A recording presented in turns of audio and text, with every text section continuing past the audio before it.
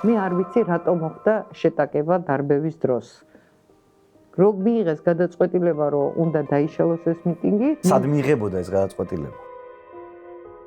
ძალიან ცუდი ჩანაწერი იყო, ალბათ კი ბატონო უკანონოდ მოპოვებული თუ რაღაცა, როცა პატარკაცშვილი ეუბნება, ანუ აქედან ეუბნება, რომ ესკალაცია არ გამოვიდაო, ეს ეუბნება, რომ და ხო გაქვთ იარაღიო. მოკალიო ვიღაცაზეო, ანესო და ისე ქენით, რომ მაგას დაბრალდესო.